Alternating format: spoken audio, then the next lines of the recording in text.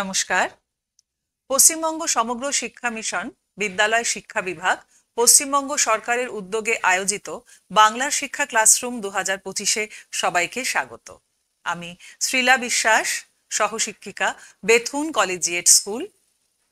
আজ ক্লাস 11 তোমাদের সেমিস্টার 2 এর একটি চ্যাপ্টার নিয়ে আমরা আলোচনা করব। চ্যাপ্টারটির নাম সাম্যাবস্থা বা ইকুইলিব্রিয়াম। এটি তোমাদের সেকেন্ড চ্যাপ্টার। চলো তাহলে আজকে শুরু করব সাম্যাবস্থা বা ইকুইলিব্রিয়াম। প্রথমেই আমরা বোর্ডে চলে যাব আজকে। সাম্যাবস্থা একদম নতুন একটি বিষয় তোমাদের কাছে, তো এটা পড়ার সময় আমরা আগে দুটো টার্ম নিয়ে আলোচনা করব। একটা হচ্ছে একমুখী বিক্রিয়া বা ইরিভার্সিবল রিয়াকশন, আর একটা হলো উভমুখী বিক্রিয়া বা রিভার্সিবল রিয়াকশন। প্রথমে শুরু করছি একমুখী বিক্রিয়া দিয়ে। বোর্ডে একটা ইকুয়েশন লেখা আছে যেটা তোমরা ছোটবেলা থেকে পড়ে এসেছো। পটাশিয়াম ক্লোরেট হচ্ছে একটা সলিড, তাকে যদি আমরা উত্তপ্ত করি তাহলে সেটি বিয়োজিত হবে, বিয়োজিত হয়ে পটাশিয়াম ক্লোরাইড তৈরি করবে এবং অক্সিজেন গ্যাস তৈরি করবে। তা আমি একটা পাত্রের মধ্যে নিয়েছি এই পটাশিয়াম ক্লোরেটকে, যে পাত্রটার মুখটা খোলা রয়েছে। সেই অবস্থায় আমি যদি একে উত্তপ্ত করি তাহলে কি হবে? পটাশিয়াম ক্লোরাইড উৎপন্ন হবে এবং অক্সিজেন উৎপন্ন হবে। যেহেতু অক্সিজেন যেহেতু গ্যাসীয় অবস্থায় রয়েছে, তাহলে পাত্রের খোলা মুখ দিয়ে এটি বাইরে বেরিয়ে যাবে। কিছুক্ষণ পর আমি কি দেখব? আমি দেখব পাত্রের মধ্যে কেবলমাত্র পটাশিয়াম ক্লোরাইড পড়ে রয়েছে। তাহলে এটা আমাদের পরিচিত একটা বিক্রিয়া। আমি আরেকটা বিক্রিয়ার উদাহরণ তোমাদের যদি দিই, ধরো calcium carbonate, CaCO3। Calcium carbonate সেটাও একটা সলিড, তাকেও যদি আমি উত্তাপ দিই তাহলে তৈরি হবে ক্যালসিয়াম অক্সাইড, যেটা একটি সলিড পদার্থ, এবং তার সাথে তৈরি হবে কার্বন ডাই অক্সাইড গ্যাস। এক্ষেত্রেও কি দেখব? এক্ষেত্রেও দেখব কার্বন ডাই অক্সাইড যেহেতু গ্যাসীয় পদার্থ, সুতরাং এটি বিক্রিয়া পাত্র ছেড়ে বাইরে বেরিয়ে গেছে। কি রয়েছে বিক্রিয়া পাত্রের মধ্যে? কেবলমাত্র ক্যালসিয়াম অক্সাইড পড়ে রয়েছে। এই ধরনের যে বিক্রিয়া তাকে আমরা বলে থাকি একমুখী বিক্রিয়া। আরো একটা বিক্রিয়ার উদাহরণ আমি তোমাদেরকে দেব। ধরো silver nitrate, AgNO3। Silver nitrate সলিউশনের মধ্যে যদি আমি সোডিয়াম ক্লোরাইড এর দ্রবণ মেশাই, NaCl এর দ্রবণ যদি আমি মেশাই, তাহলে সেখান থেকে কি তৈরি হবে? তৈরি হবে AgCl, তার প্রেসিপিটেট করবে আর তার সাথে তৈরি হবে NaNO3। এটাকে আমরা বলে থাকি অধঃক্ষেপণ বিক্রিয়া। এই অধঃক্ষেপণ বিক্রিয়াতেও আমি AgCl এর একটা সাদা রঙের অধঃক্ষেপ পাবো। এটা একটা সাদা রঙের প্রেসিপিটেট বা অধঃক্ষেপ আমরা পাবো। কেমন? তাহলে এই যে এই ধরনের বিক্রিয়া, যেখান থেকে বিক্রিয়ক পদার্থ বিক্রিয়ার পরে বিক্রিয়াজাত পদার্থে পরিণত হয় এবং বিক্রিয়াজাত পদার্থটাই সেখানে একটা এন্ড প্রোডাক্ট হিসাবে থাকে, আর অন্য কোনো কিছুই আমরা পাই না, অর্থাৎ বিক্রিয়াজাত পদার্থ থেকে আর বিক্রিয়ক পদার্থ পাবো না, সেই ধরনের বিক্রিয়াকে আমরা বলে থাকি একমুখী রাসায়নিক বিক্রিয়া। তাহলে এরা প্রত্যেকেই, এই যে উদাহরণটা দিলাম, এরা প্রত্যেকেই একমুখী রাসায়নিক বিক্রিয়া। এবার এই পটাশিয়াম ক্লোরেটকেই আমি আরেকবার বিক্রিয়া করাচ্ছি 2KClO3 সলিড, তাকে আমি উত্তাপ দিচ্ছি এবং কিভাবে করছি? একটা কন্ডিশন মেনে করছি, আমি বলছি সেটা। এবার আমি এমন একটা পাত্র নিলাম যে পাত্রটার মুখটা বন্ধ করা আছে। সেই মুখ বন্ধ করা পাত্রের মধ্যে পটাশিয়াম ক্লোরেটকে নেওয়া হয়েছে। এবার কি করলাম? বাইরে থেকে উত্তাপ দিলাম। বাইরে থেকে উত্তাপ দিলে এবারেও আমার প্রোডাক্ট হিসাবে তৈরি হবে KCl এবং অক্সিজেন। কিন্তু এবার KCl তো সলিড, সে তো থেকে যাবে, কিন্তু অক্সিজেন সেটা গ্যাসীয় পদার্থ হলেও সেটা বিক্রিয়া পাত্র ছেড়ে বাইরে বেরিয়ে যেতে পারবে না। কেন পারবে না? কারণ আমার বিক্রিয়া পাত্রের মুখটা ক্লোজড, বন্ধ করা রয়েছে। কিছুক্ষণ পর দেখা যাবে ওই উৎপন্ন অক্সিজেন KCl এর সাথে বিক্রিয়া করে পুনরায় KClO3 বা পটাশিয়াম ক্লোরেট তৈরি করেছে। বেশ কিছুক্ষণ পর আমি দেখতে পাবো যে বিক্রিয়া পাত্রের মধ্যে বিক্রিয়ক পদার্থ এবং বিক্রিয়াজাত পদার্থ অর্থাৎ পটাশিয়াম ক্লোরেট পটাশিয়াম ক্লোরাইড এবং অক্সিজেন তিনজনকেই একসাথে আমি দেখতে পাবো। এই বিক্রিয়াতে কি হয়েছে জানো, বিক্রিয়ক পদার্থ বিক্রিয়া করে, বিশেষ করে এখানে তো বিয়োজিত হয়েছে, বিয়োজিত হয়ে বিক্রিয়াজাত পদার্থে পরিণত হয়েছে। আবার ওই রাসায়নিক বিক্রিয়ার মধ্যেই উপযুক্ত শর্তে KCl এবং অক্সিজেন নিজেদের মধ্যে বিক্রিয়া করে বিক্রিয়ক পদার্থে পরিণত হয়েছে। এইভাবে যখন বিক্রিয়ক পদার্থ বিক্রিয়াজাত পদার্থে এবং বিক্রিয়াজাত পদার্থ থেকে আমি বিক্রিয়ক পদার্থকে ফিরে পাই একই রাসায়নিক বিক্রিয়ায় উপযুক্ত শর্তের মধ্যে, তখন তাকে, সেই বিক্রিয়াকে আমরা বলবো উভমুখী রাসায়নিক বিক্রিয়া। আসলে জগতে বেশিরভাগ বিক্রিয়াই কিন্তু উভমুখী রাসায়নিক বিক্রিয়ার মধ্যেই পড়ে। ঠিক আছে? আচ্ছা, তবে কি করতে হয়, আমাদের বিশেষ কিছু শর্ত মেনে চলতে হয়। যেমন ধরো এই ক্যালসিয়াম কার্বনেটের কথায় যদি আমি আরেকবার আসি, CaCO3 সেটা সলিড ছিল এবং এটাকেও আমি কি করেছি, আমি এটাকে একটা বদ্ধ পাত্রে নিয়েছি, অর্থাৎ মুখ বন্ধ করা পাত্রের মধ্যে ক্যালসিয়াম কার্বনেটকে নিয়ে আমি উত্তপ্ত করছি। যদি উত্তপ্ত করি তাহলে কি তৈরি হবে, ক্যালসিয়াম অক্সাইডই তৈরি হবে এবং কার্বন ডাই অক্সাইডই তৈরি হবে। কিন্তু কার্বন ডাই অক্সাইড এক্ষেত্রে মুখ বন্ধ করা পাত্রের মধ্যে রয়েছে বলে সে বাইরে বেরিয়ে যেতে পারবে না। ফলত বিক্রিয়া পাত্রের মধ্যে বেশ কিছুক্ষণ পর আমি কি দেখতে পাবো, আমি দেখতে পাবো ক্যালসিয়াম কার্বনেট, ক্যালসিয়াম অক্সাইড এবং কার্বন ডাই অক্সাইড তিনজনেই কিন্তু রয়েছে। এই ধরনের বিক্রিয়াকে আমরা বলবো উভমুখী রাসায়নিক বিক্রিয়া। যখন একমুখী রাসায়নিক বিক্রিয়া হবে তখন আমরা তাকে এই চিহ্ন দ্বারা রিপ্রেজেন্ট করব, যখন উভমুখী রাসায়নিক বিক্রিয়া হবে তখন আমরা এই চিহ্ন দ্বারা, এই উভমুখী চিহ্ন দ্বারা রিঅ্যাকশনকে রিপ্রেজেন্ট করব। হলো? তাহলে এই অবধি নিশ্চয়ই বুঝলে। এর পরের প্রসঙ্গে আসি, তাহলে একমুখী রাসায়নিক বিক্রিয়া এবং দ্বিমুখী রাসায়নিক বিক্রিয়ার মধ্যে বা উভমুখী রাসায়নিক বিক্রিয়ার মধ্যে পার্থক্য কোথায়। আমরা চলে আসব এই পয়েন্টে যে একমুখী রাসায়নিক বিক্রিয়া এবং উভমুখী রাসায়নিক বিক্রিয়ার মধ্যে পার্থক্য কোথায় যদি সেই কথা আলোচনা করি, তাহলে দেখো একমুখী রাসায়নিক বিক্রিয়া থেকে সবসময় বিক্রিয়াজাত পদার্থই পাই, বিক্রিয়ক পদার্থকে ফিরে পাই না। কিন্তু যদি উভমুখী রাসায়নিক বিক্রিয়া হয় তাহলে বিক্রিয়াজাত পদার্থের সাথে সাথে বিক্রিয়ক পদার্থ ফেরত পাই। 1 নম্বর। 2 নম্বর হচ্ছে যখন উভমুখী বিক্রিয়া হবে তখন বিক্রিয়াটি বেশ কিছু সময় পরে সাম্যাবস্থায় আসবে, কিন্তু একমুখী বিক্রিয়া কখনোই সাম্যাবস্থায় এসে উপস্থিত হয় না। আর কি বলবো, তুল্য পরিমাণ বিক্রিয়ক পদার্থ থেকে তুল্য পরিমাণ বিক্রিয়াজাত পদার্থ উৎপন্ন হয়, কিন্তু উভমুখী রাসায়নিক বিক্রিয়ার ক্ষেত্রে এই ঘটনাটি ঘটে না, কারণ বিক্রিয়াটি অনন্ত সময় ধরে চলতে থাকে।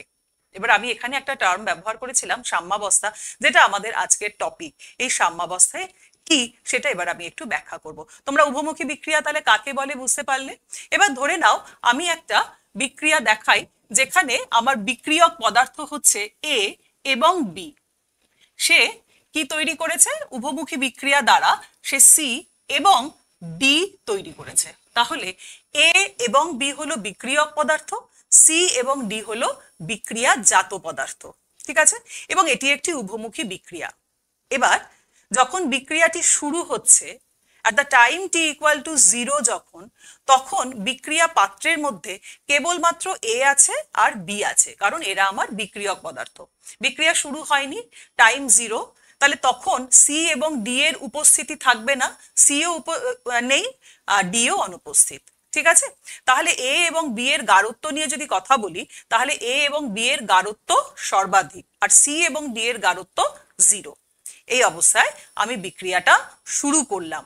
বিক্রিয়া শুরু করলে আমরা জানি যে বিক্রিয়ক পদার্থের গাঢ়ত্ব যত বেশি হয় বিক্রিয়ার হারও তত বেশি হয়। এবার বিক্রিয়ার হার বলতে আমরা কি বোঝাই, বিক্রিয়ার হার হচ্ছে একক সময় বিক্রিয়ক পদার্থের গাঢ়ত্বের হ্রাস অথবা একক সময়ে বিক্রিয়াজাত পদার্থের গাঢ়ত্বের বৃদ্ধির পরিমাণকেই আমরা বিক্রিয়ার হার বলে জানি।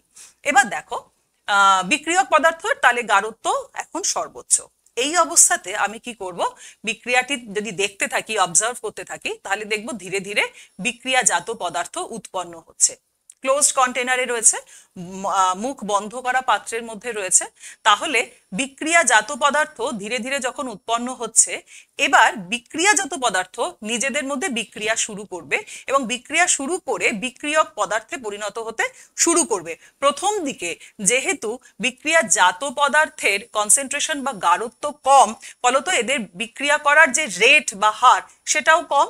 এবার আস্তে আস্তে যখন এ এবং বি ধীরে ধীরে কমতে থাকবে, সি এবং ডি ক্রমশ আস্তে আস্তে বাড়তে থাকবে। তাহলে এ এবং বি এর বিক্রিয়ার হার একটা সময় পরে এসে দেখা যাবে যে এ এবং বি যে হারে বিক্রিয়া করে সি এবং ডি তৈরি করছে, সি এবং ডি নিজেদের মধ্যে বিক্রিয়া করে ওই একই হারে এ এবং বি তৈরি করছে।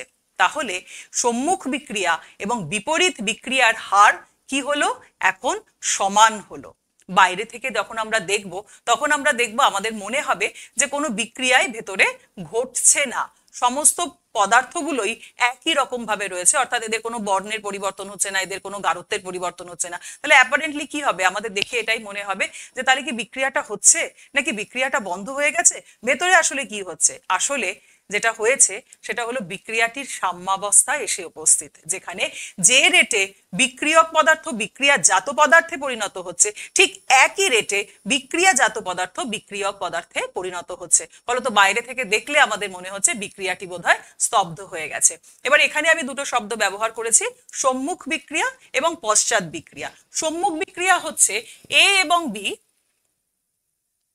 বিক্রিয়া করে নিজেদের মধ্যে যখন সি ও ডি তৈরি করছে, এই বিক্রিয়াটাকে আমরা বলছি সম্মুখ বিক্রিয়া বা ফরওয়ার্ড রিয়াকশন। আবার সি ও ডি যখন নিজেদের মধ্যে বিক্রিয়া করে এ ও বি তৈরি করছে, তখন সেটাকে আমরা বলছি পশ্চাৎ বিক্রিয়া বা ব্যাকওয়ার্ড রিয়াকশন। তাহলে বোঝা গেল সম্মুখ বিক্রিয়া কাকে বলে আর পশ্চাৎ বিক্রিয়া কাকে বলে।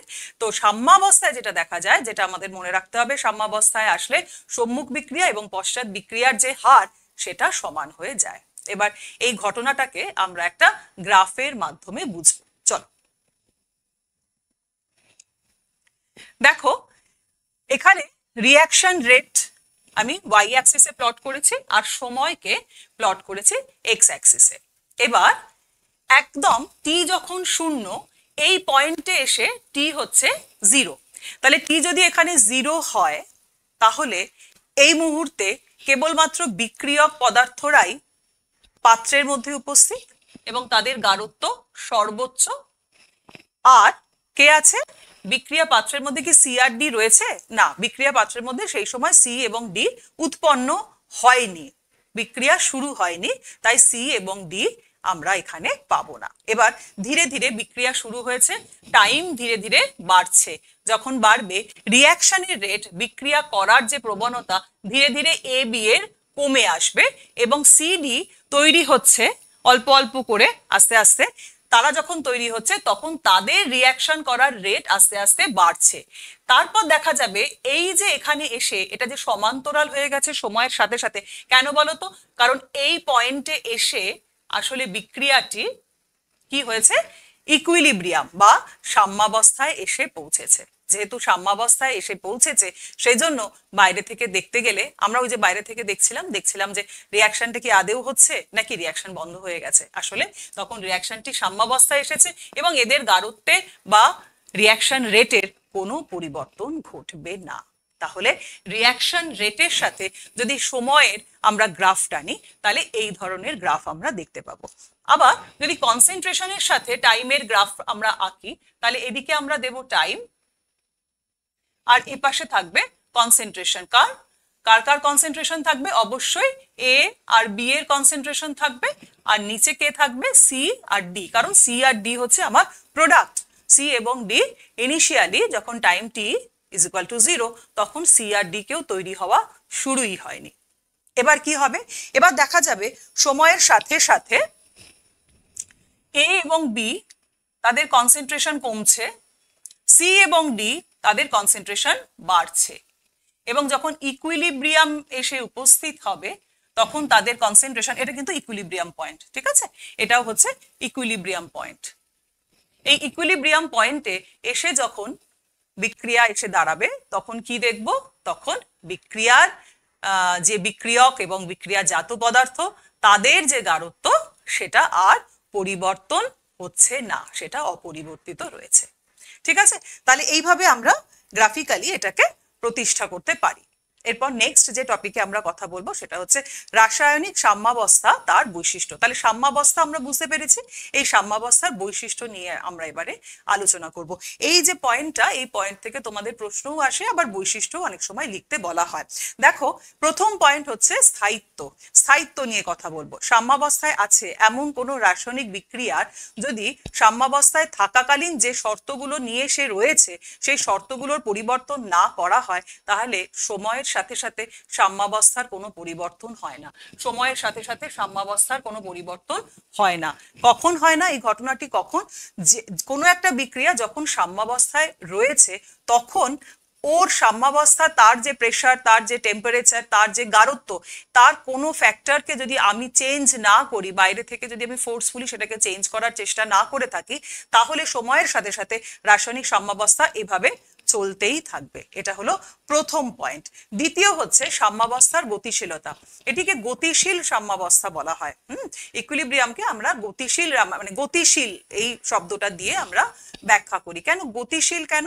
কারণ দেখো, আমাদের অ্যাপারেন্টলি দেখে মনে হতে পারে যে রিয়াকশন বন্ধ হয়ে গেছে, তার বর্ণ, তার গাঢ়ত্ব কোনো কিছুই পরিবর্তন হচ্ছে না, কিন্তু আসলে কি বন্ধ হয়েছে? তা কিন্তু নয়।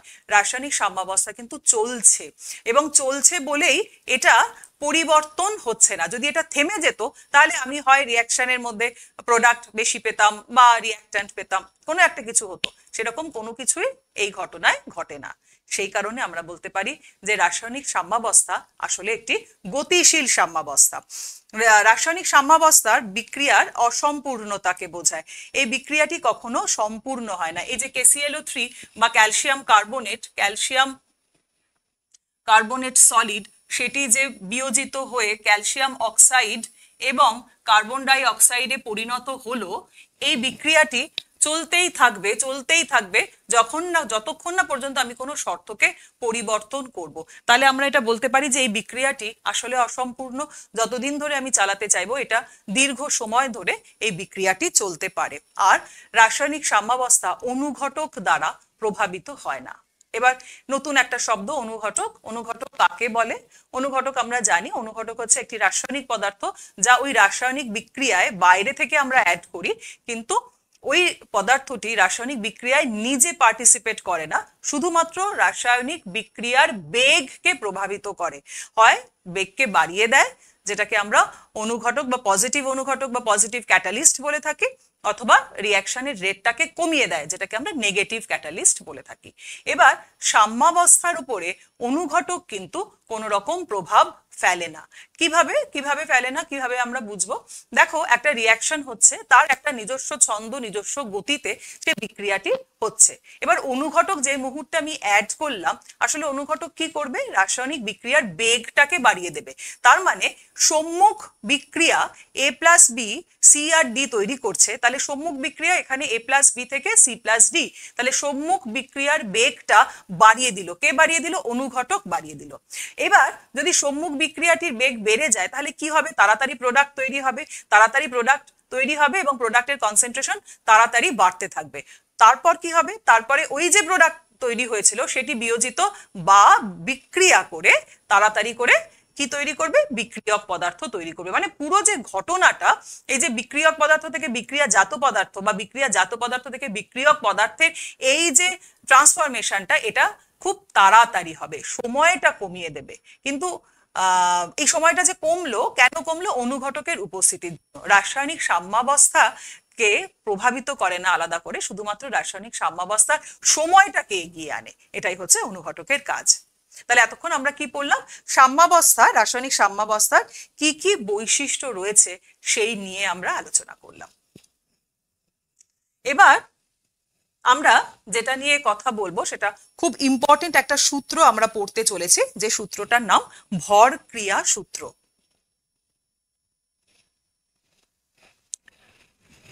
সূত্রটির নাম হচ্ছে ভর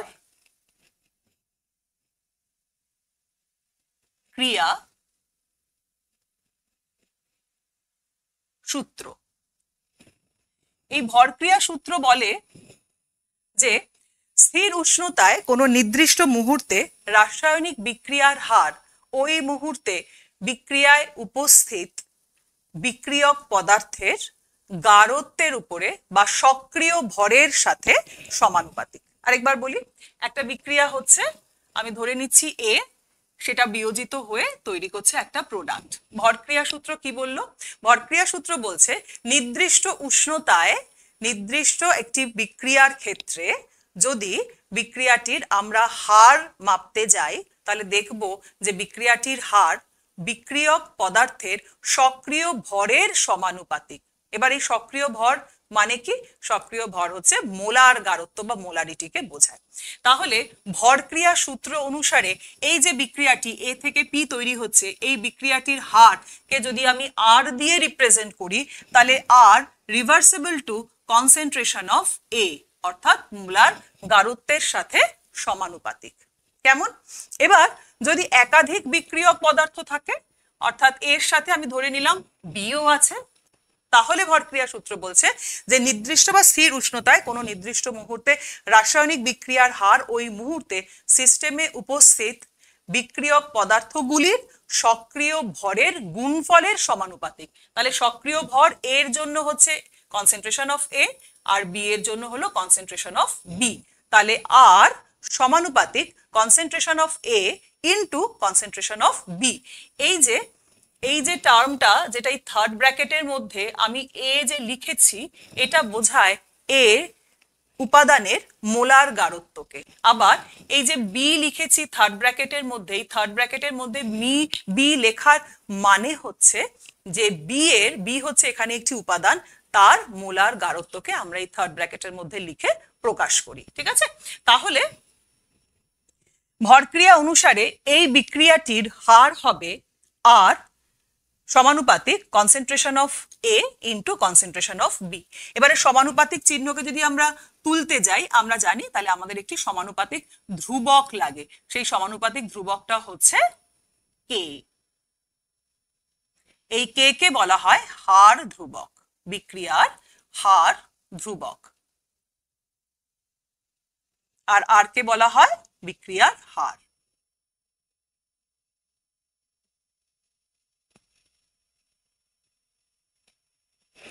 আর এটা হচ্ছে, এই দুটো হলো এ এবং বি, তাদের মোলার গাঢ়ত্ব।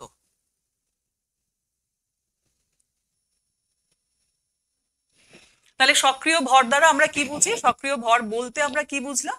সক্রিয় ভর বলতে বুঝি মোলার গাঢ়ত্বকে। তাহলে কোনো একটি দ্রবণে কোনো একটি উপাদান, তার মোলার গাঢ়ত্বই হচ্ছে তার সক্রিয় ভর। এটি গ্যাসীয় উপাদানের ক্ষেত্রেও হয়। আবার গ্যাসীয় উপাদানের জন্য আমরা আংশিক চাপ টার্মটিও ব্যবহার করতে পারি। কেন? কারণ আংশিক চাপ এবং মোলার গাঢ়ত্ব পরস্পরের সমানুপাতিক। যদি এমন হয় যে কোনো কঠিন পদার্থ নিয়েছি, তাহলে কঠিন পদার্থের ক্ষেত্রে সক্রিয় ভর ইজ ইকুয়াল টু 1 হয়ে দাঁড়ায়, মোলার গাঢ়ত্ব ইজ ইকুয়াল টু তখন আমরা 1 ধরবো। এবারে চলে আসি আমরা একটা অঙ্কে চলে আসি। যদি এরকম বলি যে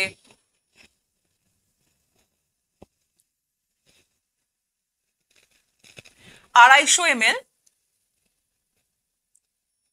জলে 20 গ্রাম NaOH দ্রবীভূত করলাম।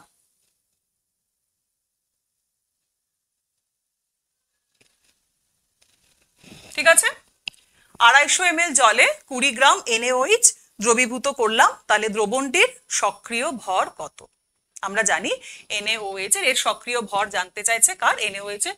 250 ml জলে 20 গ্রাম NaOH বা সোডিয়াম হাইড্রক্সাইড বর্তমান, তাহলে দ্রবণটির সক্রিয় ভর কত?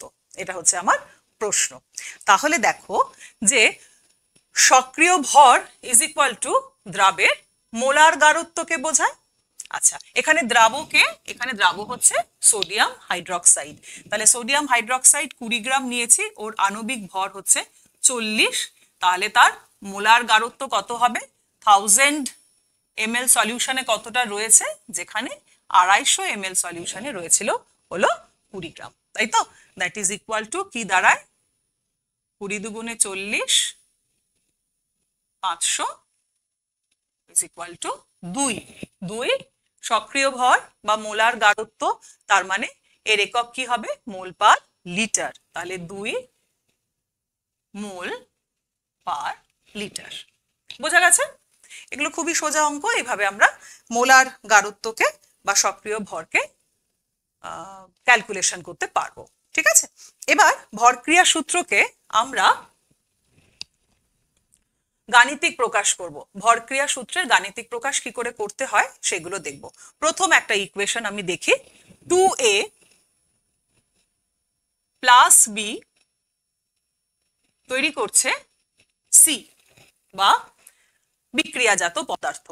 এবার এই বিক্রিয়ার হার যদি আর হয়, তাহলে R is equal to K into concentration of A to the power 2 into concentration of B to the power 1। যেহেতু 1 সেজন্য আমরা আর এটাকে দেখাবো না, আমরা এটাকে এইভাবে রেখে দেব। ঠিক আছে, তাহলে অণুর সংখ্যা কোথায় চলে যায়? ঘাতে চলে যায়। কেমন? কনসেন্ট্রেশন টু দি পাওয়ারে চলে যাবে। পরের আরেকটা ইকুয়েশন দেখি আমরা, এটা 1 নম্বর ইকুয়েশন ধরি। 2 নম্বর ইকুয়েশন, a প্লাস 3b, সেখান থেকে প্রোডাক্ট a প্লাস 3b, সেখান থেকে প্রোডাক্ট তৈরি হচ্ছে। তাহলে তোমরা আমার সাথে সাথে করো, r is equal to K concentration of a into concentration of b to the power 3। a 1 ছিল, 1a প্লাস 3b, তাহলে 3টে কোথায় চলে যাবে? 3 সংখ্যাটা চলে যাবে পাওয়ারে। 3 নম্বর ইকুয়েশনে আসি, 3a প্লাস 2b। 3 নম্বর, 3a প্লাস 2b, সেখান থেকে প্রোডাক্ট তৈরি হচ্ছে। তাহলে r ইজ ইকুয়াল টু কি হবে এক্ষেত্রে? r is equal to K concentration of a to the power 3 into concentration of b to the power 2। বোঝা গেল? লাস্ট একটা ইকুয়েশন করব আমরা, 4 number equation, xa plus yb plus zc। xa plus yb plus zc, সেখান থেকে তৈরি হবে product. কেমন? এবার দেখি আমরা, তাহলে r ইজ ইকুয়াল টু কি দাঁড়ায়? r is equal to K concentration of a to the power x into concentration of B to the power y into concentration of C to the power Z। বুঝতে পারলে? তাহলে কোনো একটা বিক্রিয়া, তাকে যদি আমরা ভরক্রিয়া সূত্র অনুযায়ী তাকে যখন আমরা গাণিতিকভাবে প্রকাশ করব, তখন বিক্রিয়ার হার হবে এরকম ভাবে আমরা প্রকাশ করব। ঠিক আছে, প্রত্যেকটা ক্ষেত্রে কে ইজ ইকুয়াল টু কি? ওই বিক্রিয়ার হার ধ্রুবক। কে ইজ ইকুয়াল টু প্রতিবারই কে ইজ ইকুয়াল টু বিক্রিয়ার সংশ্লিষ্ট বিক্রিয়ার হার ধ্রুবক।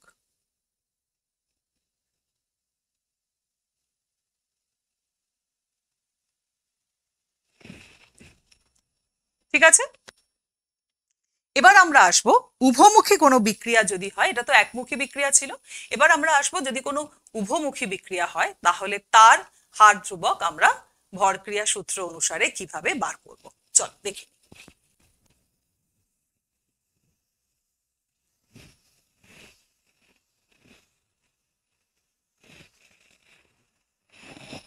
ধরে নি একটা উভমুখী বিক্রিয়া আছে, এ আর বি, সে বিক্রিয়া করার পর সি আর ডি তৈরি করলো। তাহলে বিক্রিয়াটা কি হলো? A plus B reversible to C plus D. ভালো করে বোঝো। তাহলে এখানে দুটো বিক্রিয়া আছে, একটা সম্মুখ বিক্রিয়া আর একটা পশ্চাৎ বিক্রিয়া। তাহলে সম্মুখ বিক্রিয়ার জন্য একটা বিক্রিয়ার হার থাকবে, পশ্চাৎ বিক্রিয়ার সময় একটা বিক্রিয়ার হার থাকবে। এই দুটো যখন মিলে যাবে তখন আমরা বলবো যে বিক্রিয়াটি সাম্যাবস্থায় এসে উপস্থিত। তাহলে সম্মুখ বিক্রিয়া, সম্মুখ বিক্রিয়ার জন্য বিক্রিয়ার হার আর আমরা এটাকে ফরওয়ার্ড রিয়াকশন বলবো। কেমন? সম্মুখ বিক্রিয়া, তাই ফরওয়ার্ড রিয়াকশন। তাহলে R forward is reversible to বিক্রিয়ক পদার্থ কে? এ, তাহলে concentration of A into concentration of B. বোঝা গেছে? তাহলে R F is equal to কি হবে? K F into concentration of A into concentration of B. দেখো এই অবধি বুঝতে পারলে কিনা? কেমন? আচ্ছা, এবার দেখো, এবার আমরা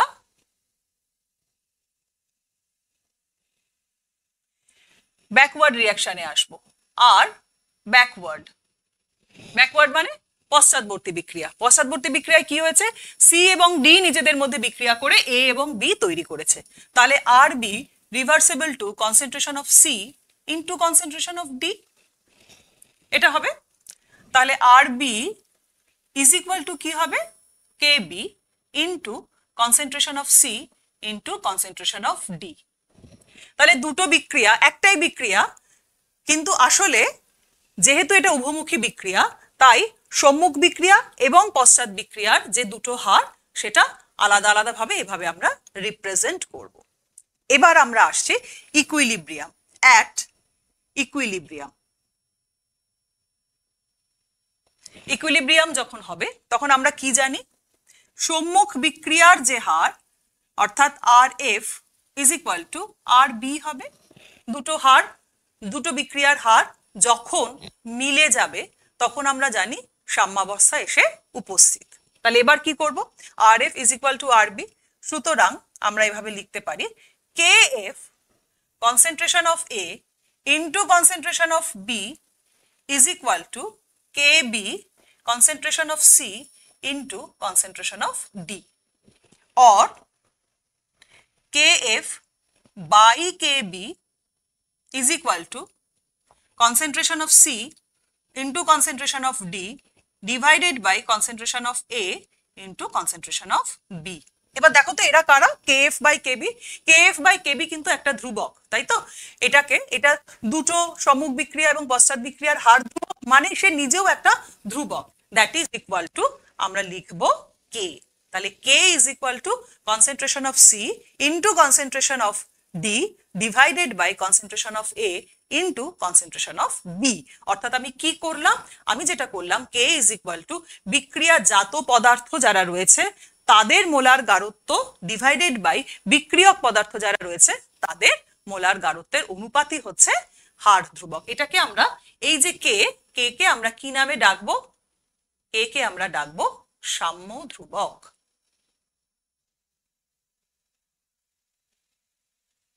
কেন সাম্য ধ্রুবক? এটি সাম্যাবস্থাতে আসার পর আমরা এই কে পেয়েছি, তাহলে এই কে হলো সাম্য ধ্রুবক।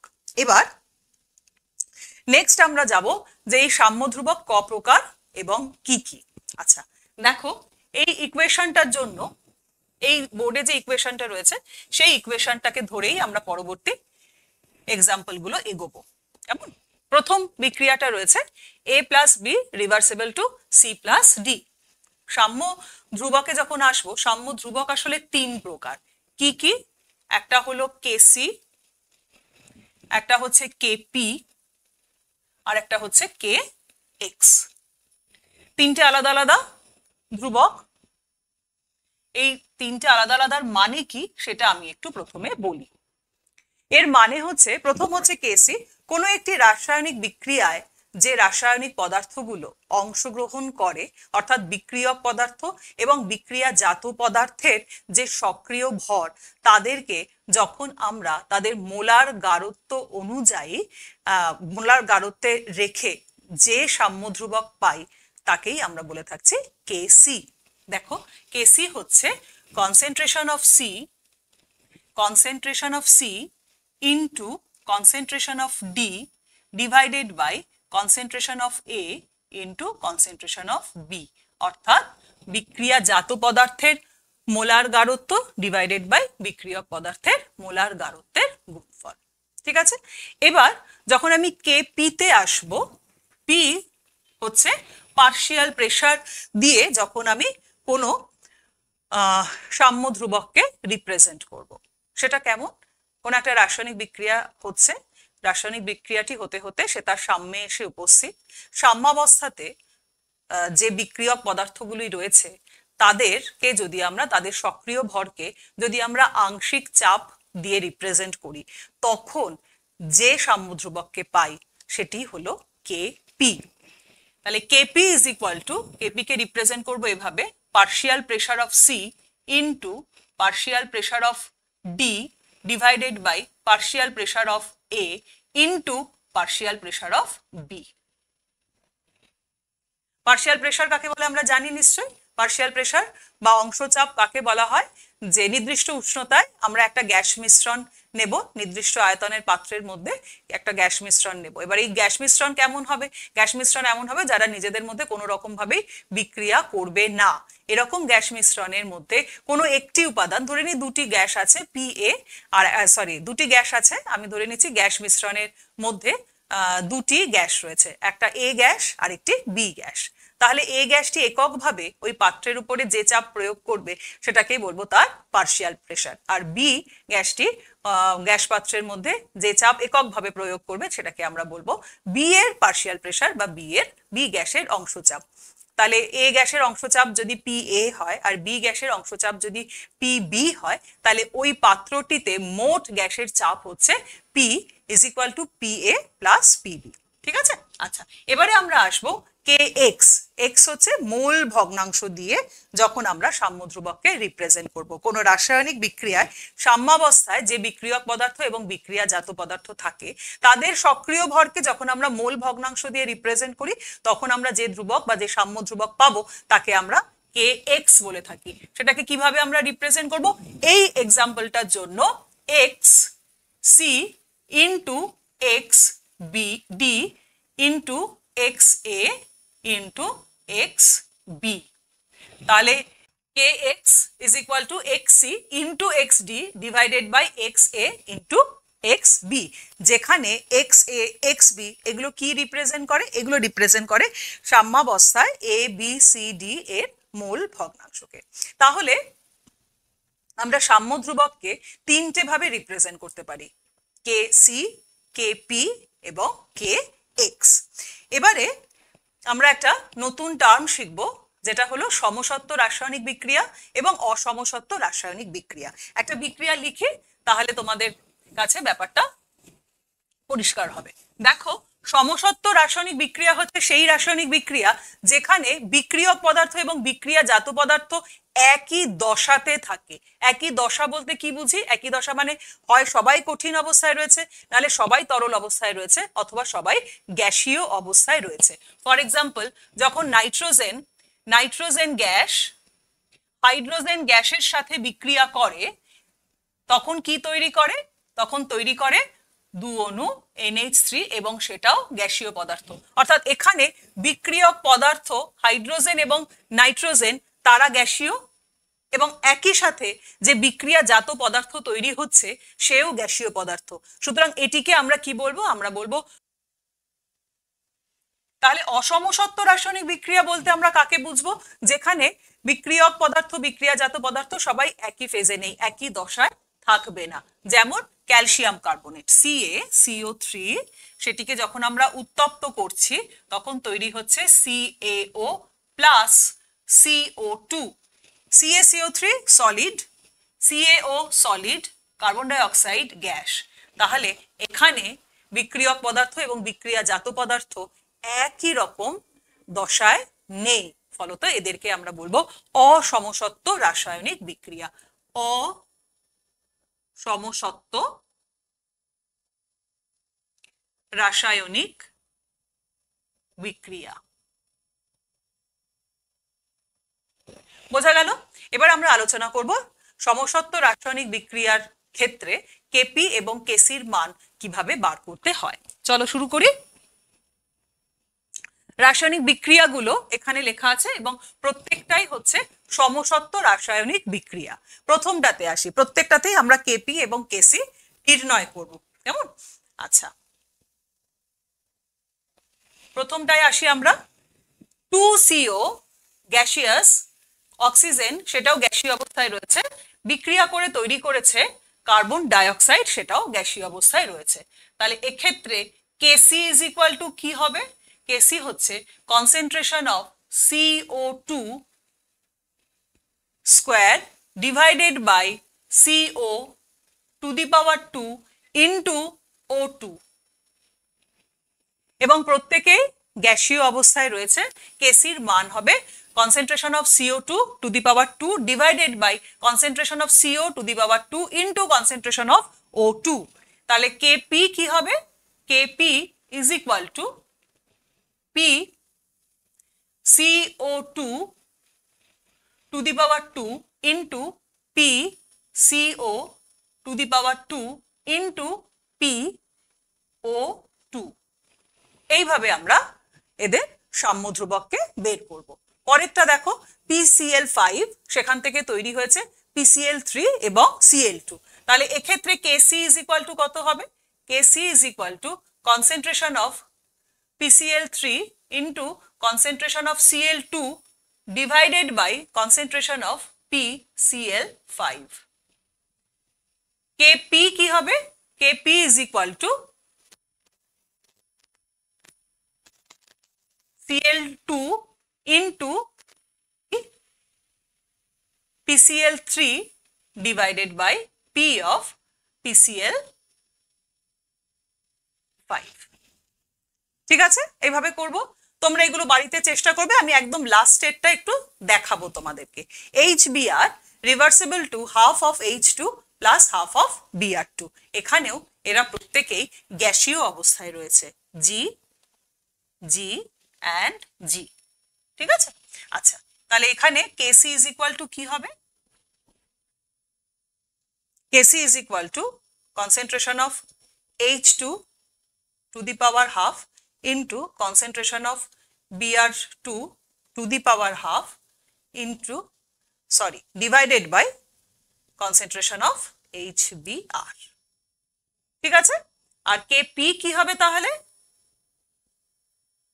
Kp is equal to P of H2 to the power half into P of Br2 to the power half divided by P of HBr কেমন তাহলে এইভাবে আমরা কি করব সমসত্ব রাসায়নিক বিক্রিয়ার ক্ষেত্রে Kp এবং Kc এর মান এভাবে নির্ণয় করব এবার আসি অসমসত্ব রাসায়নিক বিক্রিয়ার ক্ষেত্রে অসমসত্ব রাসায়নিক বিক্রিয়া যদি হয় যেমন ধরো এটা কার্বন সলিড অবস্থায় গ্যাসীয় কার্বন ডাই অক্সাইডের সাথে বিক্রিয়া করে গ্যাসীয় কার্বন মনোক্সাইডে পরিণত হলো এবারে এক্ষেত্রে Kc is equal to কি হবে Kc is equal to দেখো concentration of CO to the power 2 divided by concentration of C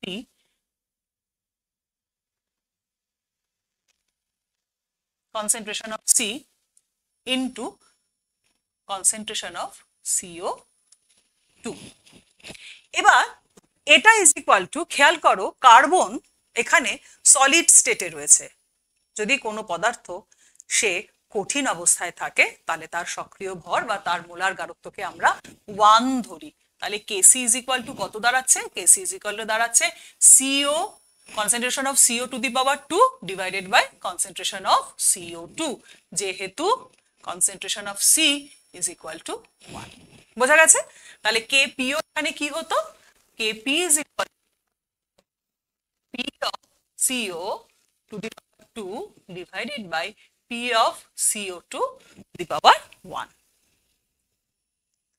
বোঝা গেছে আচ্ছা এবার আরেকটা আমি করে দেখাই একদম নিচে যেটা রয়েছে 4 নম্বর বাদবাকিগুলো তোমরা বাড়িতে প্র্যাকটিস করবে Kc is equal to concentration of NH3 concentration of Hi divided by concentration of NH4i খেয়াল করো NH4i কঠিন অবস্থায় রয়েছে সুতরাং এর কনসেন্ট্রেশন ইজ ইকুয়াল টু 1 দাঁড়াবে তাহলে Kc এর মান কি হবে Kc এর মান হবে concentration of NH3 into concentration of Hi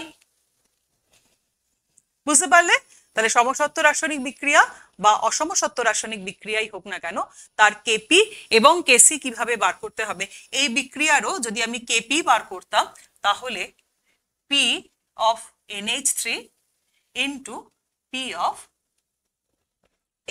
Hi সমসত্ব এবং অসমসত্ব রাসায়নিক বিক্রিয়ার ক্ষেত্রে যে সাম্য ধ্রুবক হবে সেই সাম্য ধ্রুবকের মান আমরা এভাবে নির্ণয় করব। আজকের এই ক্লাসটা এই অবধি।